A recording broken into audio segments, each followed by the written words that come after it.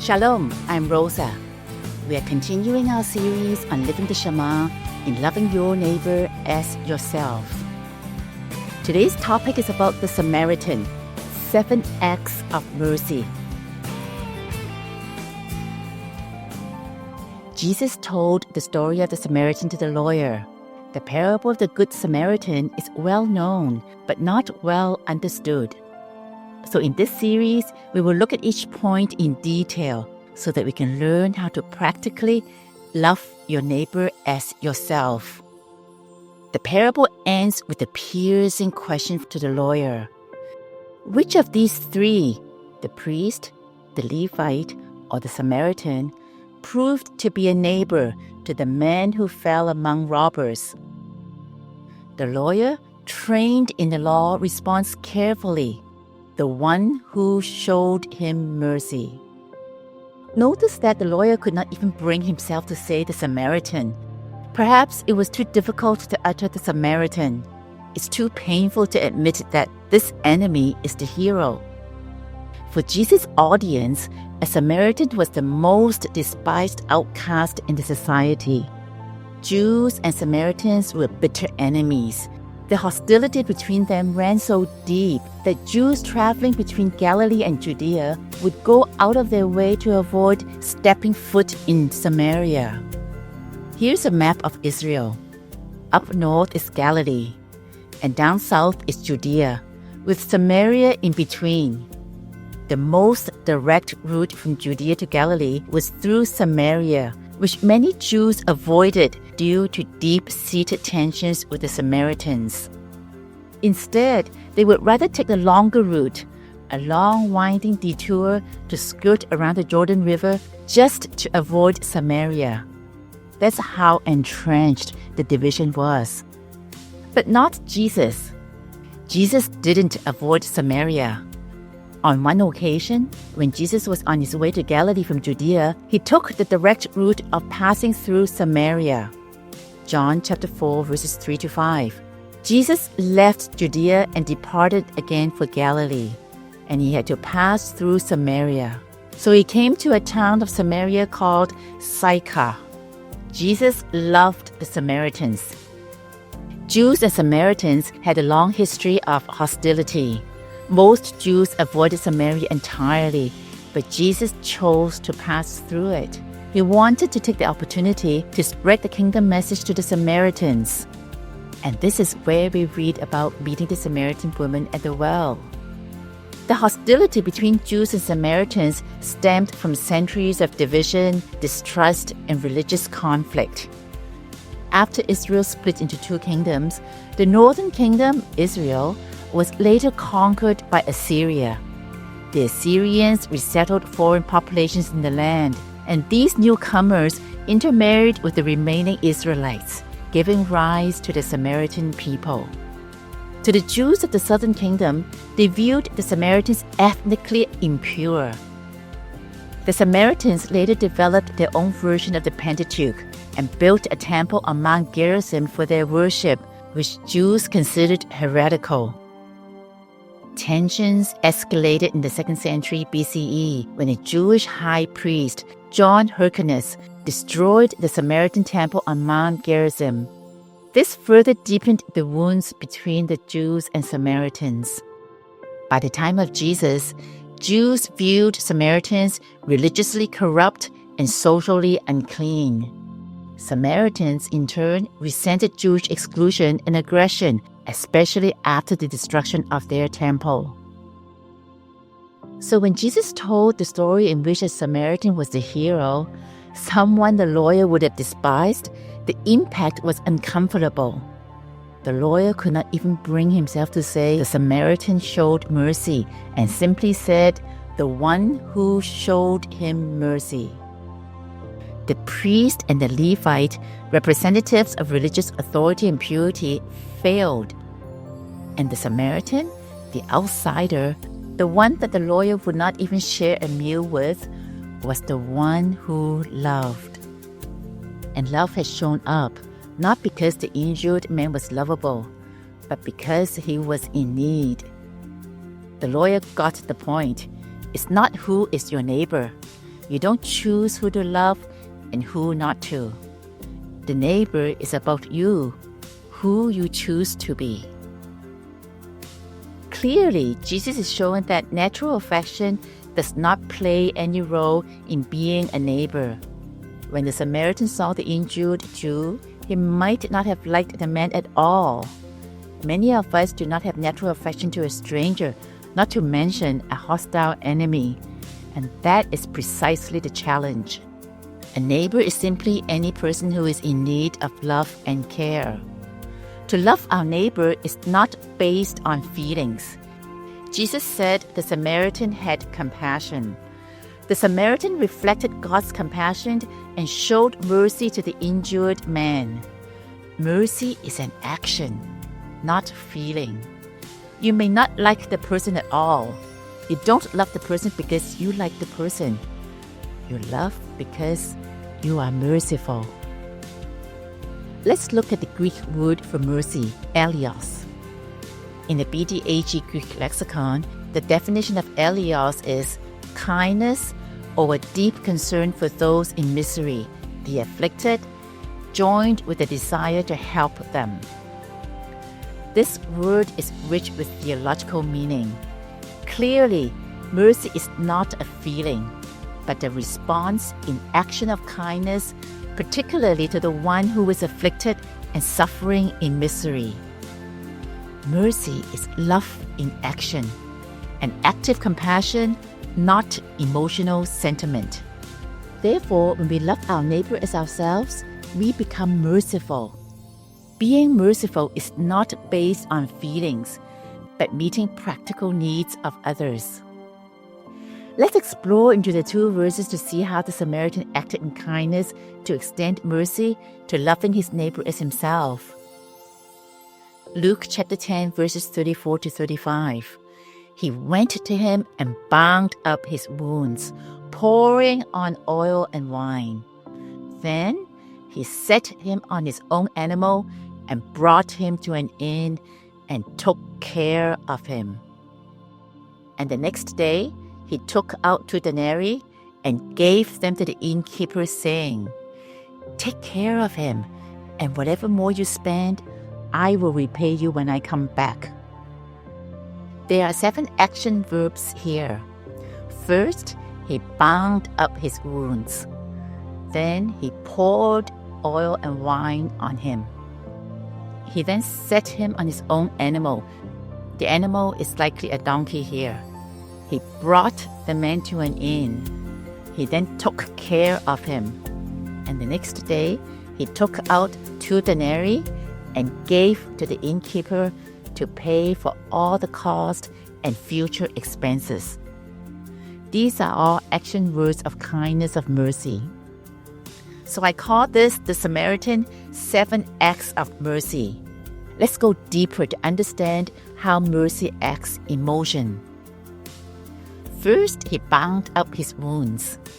He, as a Samaritan, took the risk of getting involved and bound the wounds of this stranger, Jewish man. He could have judged the Jewish man as unworthy. Mercy triumphs over judgment. He might be unlovable in your eyes, but he is worthy in God's eyes. So mercy takes over. Mercy loves even the unlovable. In mercy, the Samaritan kneels down to bind the wounds of the broken man. Binding wounds is messy. It's a deeply personal act of care for the other person. Pouring oil and wine on him. The Samaritan uses what he has. Oil soothes, wine cleanses and disinfects. These are not leftovers and likely part of his travel provisions for himself. Extending mercy means offering up of what we have to help the person in need. The person in need is now your extension. You give to him what you have without hesitation. Then he set him on his own animal. This means that the Samaritan walks while the injured man rides on his donkey. The The Samaritan gives up his comfort for the sake of someone else's healing. Mercy displaces us. Mercy sacrifices our comfort. It chooses the heavier load, not because it is easy, but because agape love demands it. Mercy asks us to carry someone else's burden, to lift the weight of someone else's pain. He brought him to an inn. Does the Samaritan man need to go this far? Obviously, the injured Jew needs a place to rest to recover. The Samaritan doesn't just drop him off at the roadside and goes on his own way. Loving the neighbor as himself means that he has to let go of his agenda. This is inconvenient. Mercy interrupts our plans and shifts our schedule. Mercy triumphs over inconvenience and goes the distance for the other person's sake. Then he took care of him. The Samaritan doesn't disappear. He stays the night. Extending mercy is extremely personal. He gives his time, his attention to all the details, and most of all, he gives his very presence. This is how we love our neighbor as ourselves. And finally, in the final two actions, he takes out 2 denarii and gives to the innkeeper. And what does he say to the innkeeper? Take care of him, and whatever more you spend, I will repay you when I come back. Wow, this is incredible. Mercy is not just a one-time act, but a commitment to someone's recovery. Extending mercy is generous. He gives 2 denarii. In those days, 1 denarius was typically the standard wage for a day's labor. Mercy is costly. The Samaritan plans to come back to the inn to pay for all the unforeseen extra cost. Extending mercy is open-ended. He does not expect the Jewish man to pay him back. To love your neighbor as yourself does not seek anything in return. Extending mercy is totally self-giving. Mercy also entrusts the right person to continue the care. The Samaritan empowers the innkeeper to take care of the man and promises to return to pay for all the extra costs. So to love your neighbor as yourself, you don't give the minimal, but ask, what more can I do? Mercy is generous, forward-looking, and faithful. Each of the 7 actions of kindness here shows that mercy is not a feeling. It's a series of choices, a series of deliberate actions of compassion. It is mercy in motion. Mercy is active, not passive at all. We don't work up any emotional feelings towards our neighbors to help them. Mercy isn't about who the other person is. It's about you, who you choose to be. As we move on, you will discover that loving your neighbor as yourself is explained with practical detail in the Sermon on the Mount. In one of the Beatitudes, Jesus says, "Blessed are the merciful, for they shall receive mercy." Matthew chapter 5, verse 7. Be merciful. Let mercy move you. Let love interrupt you. Let compassion define you. The Samaritan is not being a nice person, a better person, but a person who was transformed by God to become merciful. Jesus is not teaching us to be morally good people. Our inner man needs to be transformed to be people of the kingdom, to be born again and be transformed by the renewal of the Spirit. By nature, we are not merciful at all. But as God changes us, transforms us, we extend mercy to others. And as we extend mercy to others, we shall also receive mercy. The reverse principle is also true. If you don't show mercy, you will also not be given mercy. God, be merciful to me, a sinner. Luke chapter 18, verse 13. This is how I experience God's mercy. Pray this prayer often, and as God grants me mercy, I become merciful to others. In Psalm chapter 51, verse 1, have mercy on me, O God, according to your steadfast love, according to your abundant mercy, blot out my transgressions. Let's pray this prayer every day this coming week. Have mercy on me, O God, I plead. A sinner lost, a soul in need. Transform this heart, teach me to see the beauty in hands that heal, set free. Blessed are the merciful, they'll find grace. Like the Samaritan, love in his embrace. Actions of mercy, compassion so true. Oh Lord, make me merciful too. The broken cry out, their voices faint. The world turns away, cold and restrained. But in their eyes, a reflection glows.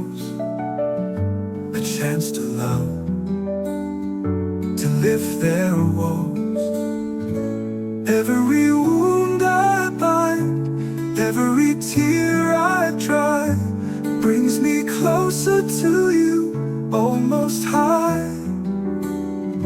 Let my life echo the kindness I've seen, a mirror of mercy, pure and serene. Blessed are the merciful, they'll find grace. Like the Samaritan, love in his embrace.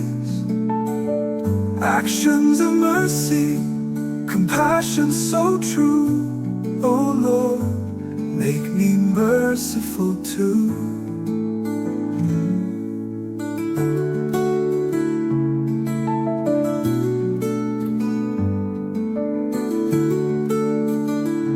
Shalom, I'm Rosa. As we experience God's mercy every day, God will transform us to be merciful to others, to love our neighbors as ourselves.